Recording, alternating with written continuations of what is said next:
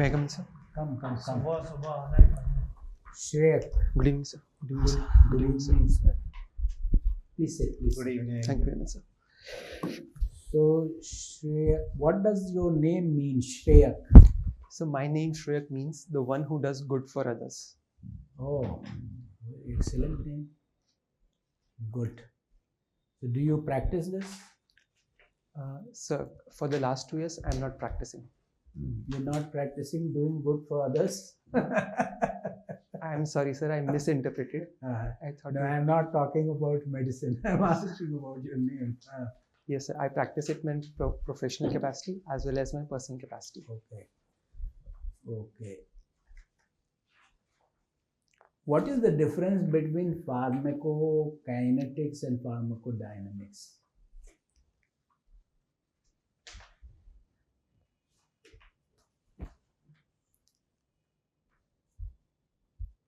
Sorry, sir. I'm not able to remember it now. Remember. I will go and check back. No, that's okay. So you know when you have a clinical trial of a drug, Yes, sir. what are the various tests which are carried out? So basically, a clinical trial is carried out in 4 phases. In the first phase, basically, we check the safety of drug in a very small population. In the second phase, we carry out efficacy test for drugs on a large scale population. And in the third phase, we do it on a larger population to accumulate data for applying to the regulatory authority for its licensing. And in the fourth phase, we carry out post-marketing surveillance of the drug. But you said about safety of the drug only in the first stage. No, sir. It is carried out in the second phase as well as third phase also. Yes. And what are the different kind of safety tests which are done? So we basically check for the adverse drug reactions in different trials we have in different subjects we have done. There is a specific term: acute toxicity, chronic toxicity. Yes, sir. What is the difference? How is acute toxicity arrived at? So basically, acute toxicity is the immediate response of a person's body to the drugs, and chronic toxicity stands for the long-term effects of the drug on the body. Okay. Tell me, what is the world order undergoing a basic change? Do you think so? Yes, sir. Currently, the world order is going under basic change. Firstly, it is shifting from bipolarity towards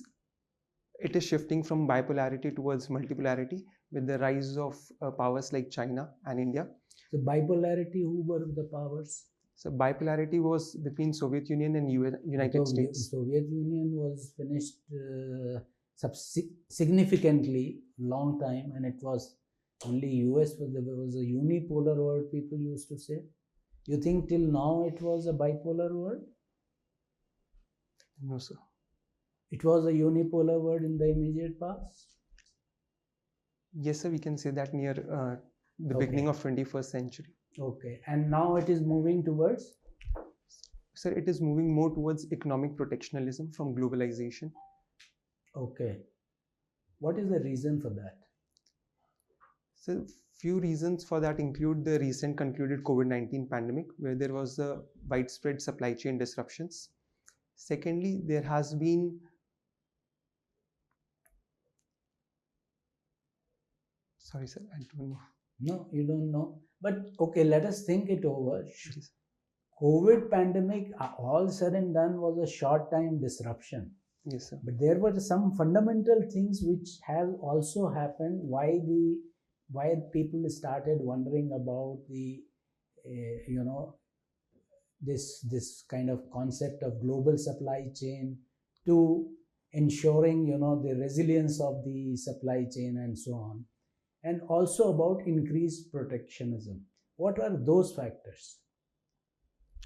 So one of the factors was that there was shortage of jobs in developed countries because their supply chains shifted to the Asian countries where there was more cost-effective labor was available.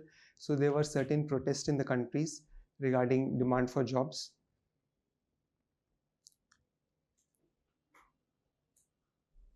Okay. Okay, let me ask you one more thing. Would there be another China in, let us say, in next 10, 20, 30 years? Do you think there would be another China, and if so, which country, and if not, why not? Sir, if we talk about in terms of economic rise, India can definitely replicate the China's growth, although not to that extent at which China grew, because it was a different political system, while India is a different political system. And secondly, sir, some of the Southeast Asian nations like Vietnam, Thailand, and Malaysia, they are growing at a very fast pace, which can replicate the growth of China, but not to that very extent, because China has a huge geographical size and population, but these countries lag behind in China in terms of that. So therefore, what is your conclusion? My question was something else.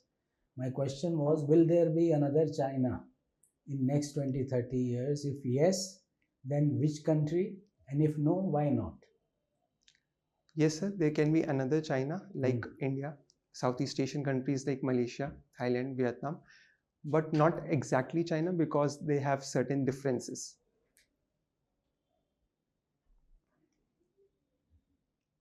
I think to now recreate the situation in which China suddenly rose is going to be very, very unlikely. If I make this a statement, would you agree or not agree?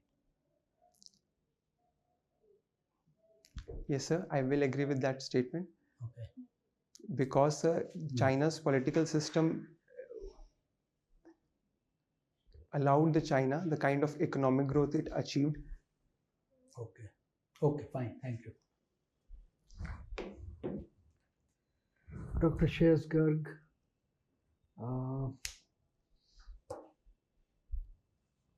what role did cytokine storms play in spread of COVID? Yes, sir. So the primary role the cytokine storm plays in COVID is increase in the severity of COVID-19, which cause immediately damage to lungs, leading to a patient's respiratory distress. However, if we talk about the spread of COVID-19 from one person to another, the cytokine... No, within a person. Yes, sir, within a person. Yes, sir, cytokine storm have played a key role in increasing the severity of COVID-19, which is... How? So cytokines basically cause inflammatory damage to the different kinds of tissues in the body.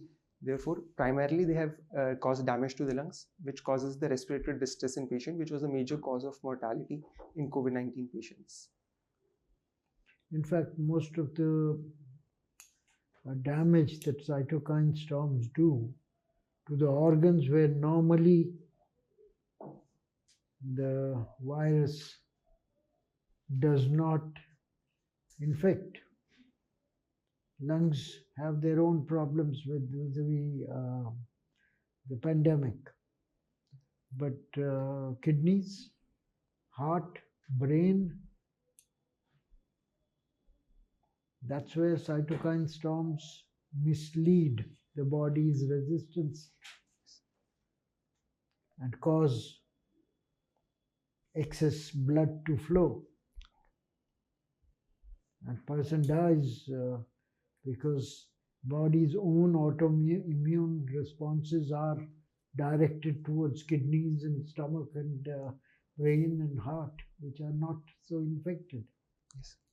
Okay, so this is the damaging part of pathogen of the COVID-19.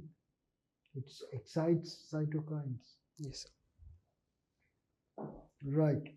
Now, do you think introducing NMC to replace MCI was a good move, and has it been able to change the system, get rid of the ills of previous times fully, or there's more to be done? Yes, yes, sir. Shifting from the Medical Council of India to NMC regulations in 2019 has been a good move so far.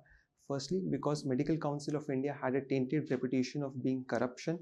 Now the NMC has introduced a next exam for a medical licentiate exam, which aims to streamline the medical education in the country.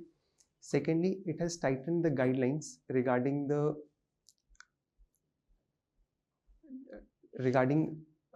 giving license to new medical colleges. However, it's still not completely effective, as we have seen that there is a commercialization of healthcare that is taking place because of private medical colleges are charging very high fees.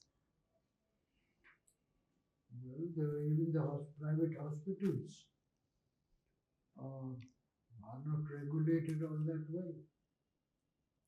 Yes, sir, private hospitals are not regulated. So, isn't that a lacuna?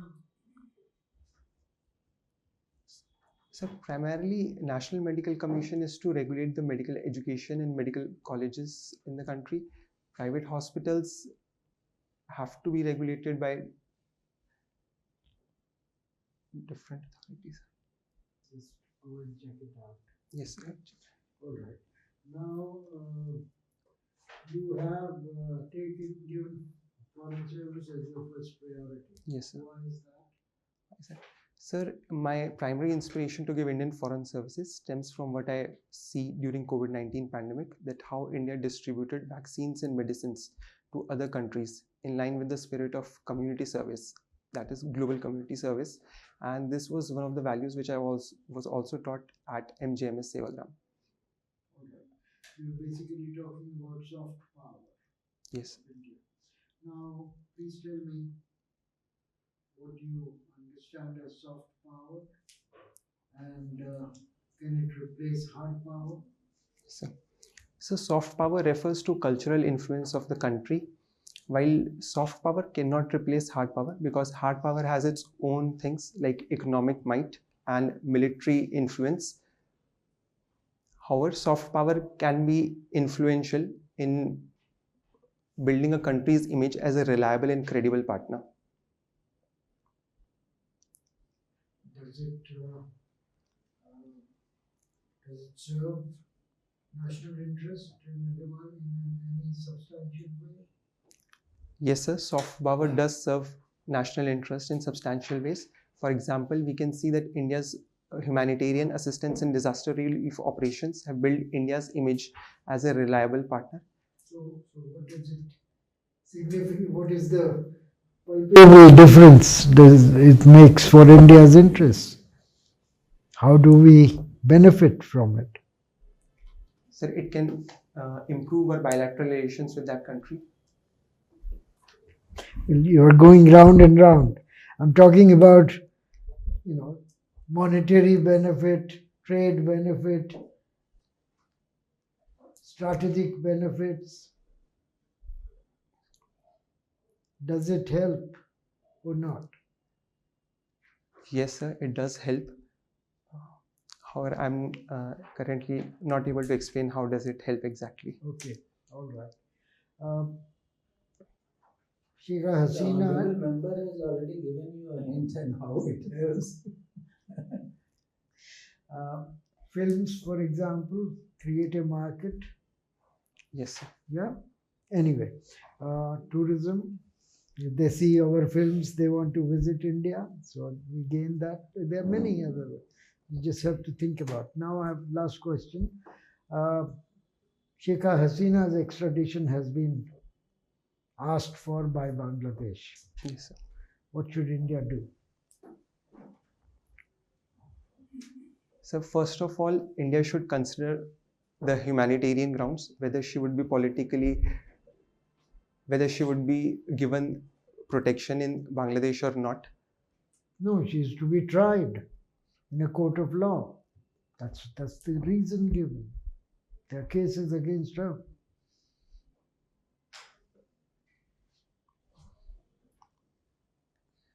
Sorry, sir, I don't know. Okay, thank you.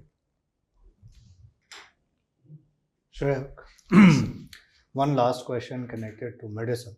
Yes. Recently, President-elect Mr. Trump has threatened, and he had threatened it in his earlier term also, that the US will exit from the WHO, Yes, sir. World Health Organization. What do you think will be the implications of this for the world and even for US? Sir, exiting of US from World Health Organization will have severe implications.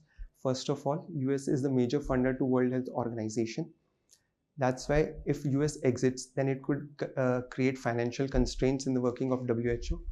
Secondly, sir, it could undermine the trust in the global health organizations, because if a major country of the major country of the world is not a part of the WHO, then it can definitely undermine the trust of other countries in that organization.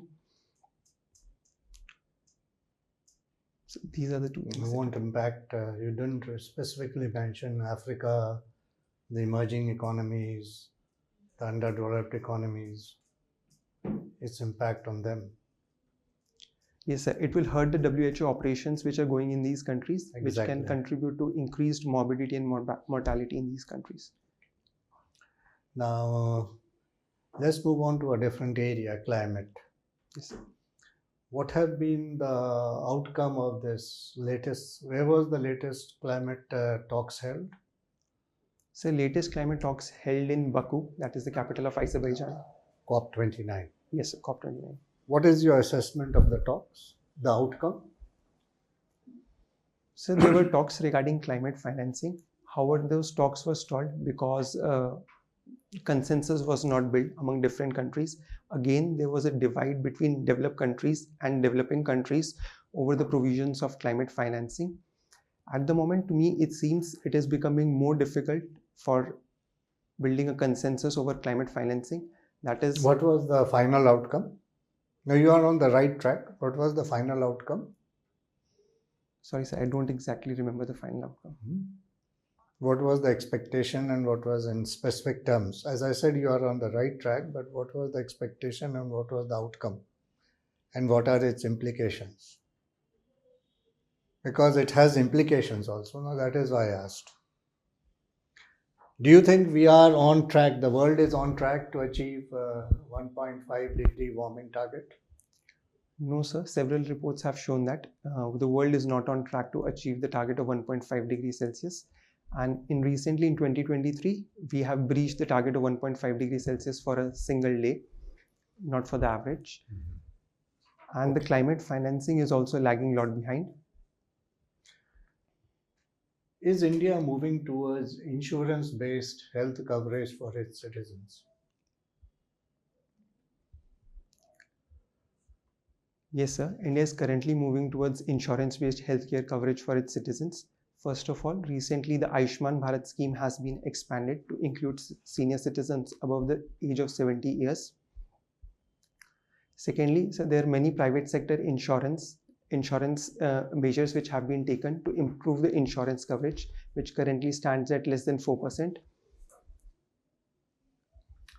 If I take your statement, because you yourself have said yes, to be correct, will we be able to provide satisfactory health coverage for the common man? Taking the world experience of insurance-based health coverage? So just mere insurance coverage will not lead to providing satisfactory health coverage, as can be seen from the recent US experience of death of recent CEO of Medicare. Along with insurance coverage, we also have to improve the accessibility of healthcare, Exactly. especially in the rural areas. That's why when you said, no, yes, sir, that I was a bit taken aback, because now you have come to the right conclusion. Upgrade our health facilities also at all levels, and especially the primary levels. Yes. Another of the threats which have been given by President-elect Mr. Trump is that he will increase tariffs for the BRIC countries if they want to develop an alternate international currency away from the dollar. Now, why do you think the BRIC and the emerging countries want to insulate themselves from the dollar?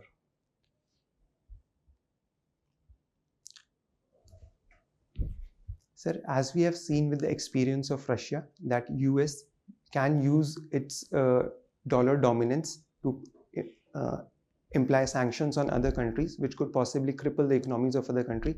That is one reason that BRICS countries are trying to move towards an international currency system away from the dollar. Is the world justified in freezing the legally held assets of Russia? No, sir. I don't think that world is justified in freezing the legally held assets of Russia, primarily because there are some vested interest in freezing the assets of Russia, and putting economic sanctions on Russia is not just having impact on Russia, but it is having a wide-scale impact on the other countries as well. So you think that imposing sanctions is not the right way of handling these issues? Sir, imposing sanctions is one of the way, but the core issues need to be addressed. Now, since you mentioned core issue, what is the core issue vis-a-vis Russia? So the core issue vis-a-vis Russia in the Russia-Ukraine conflict has been the security concerns of Russia, which have been increased after the NATO's expansion. Okay, you have a point there. Now, my last question to you. If you have to define in one word the change in the Indian mindset, what would be that one word? Sir, aspirational. Thank you. SHREYAK, Yes. you are a doctor. Yes, sir. Have you heard of Lakshmi Kuti? Lakshmi Kuti. Who is she? No, sir. Sorry, sir. She is a Kerala woman. Does that give you any hint? Sorry, sir. I cannot remind of her. She's been living in the forest and she knows a lot of medicinal plants. Above 75 years old, Yes, sir. was awarded the Padma Shri. But beyond that, we have done nothing to learn from her. What are those medicinal plants? What kind of medicines can be made? Should we do anything about it? Yes, sir. We can do a lot of things about it. So first, we can put that all of that information in traditional in our books. What she has given about those lot of plants.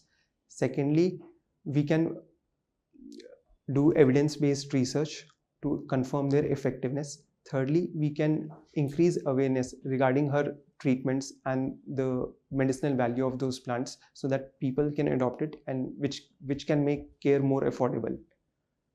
But we have done nothing. On the other hand, we have a similar woman in China.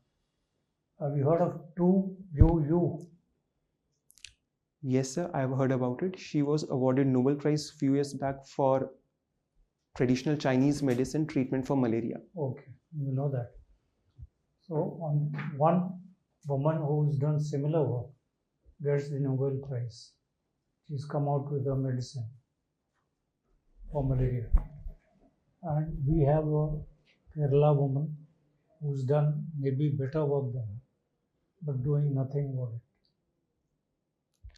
So in this case, I would strongly advocate that her work has been recognized, but we need to bring her work into the mainstream of healthcare through including that into the curriculum of Ayush sector, as well as testing those medicinal value plants for different diseases through modern research.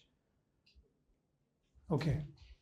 If I say that the manufacturing sector in our country is languishing because the energy costs are high, Yes, sir. logistics costs are high,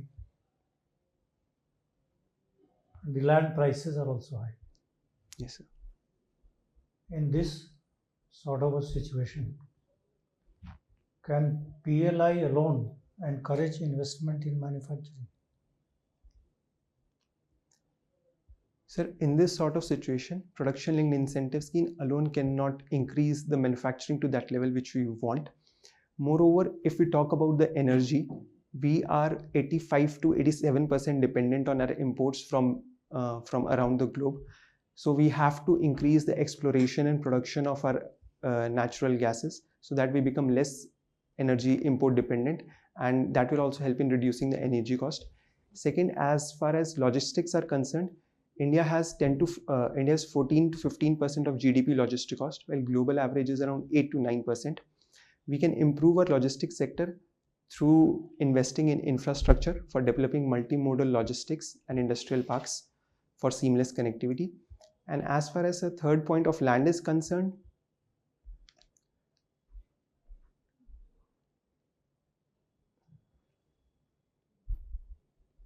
we've recently announced something with respect to land, setting up of 20 industrial dedicated mega parks we set up in the next 5 years. We'll provide land. yes. Okay. It is said that foreign policies does not impact national development. Some people are saying this.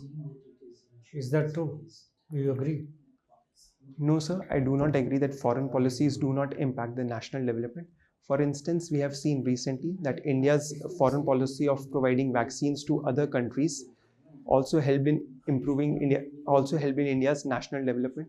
The technology transfer programs under different foreign policies were responsible for India developing indigenous vaccines.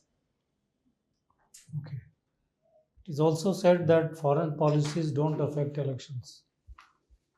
Is that true? No, sir, I don't think so, that foreign policies do not impact elections. Okay. Our External Affairs Minister has been saying that re-globalization is essential for further better international trade, etc. What does he mean by this? Sir, recently we have observed a shift towards economic protectionism. So in my view, what he means from that we need to integrate our economies and trade further better rather than moving towards economic protectionism. We need to protect the supply chains which are spread throughout the countries. This one, sir. Okay. Looking at the happiness index, World Happiness Index, China is at 64th position. We are at 126.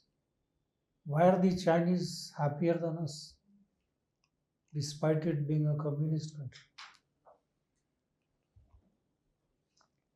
Sir, one of the reasons that I can find is that the Chinese per capita GDP is higher than the country.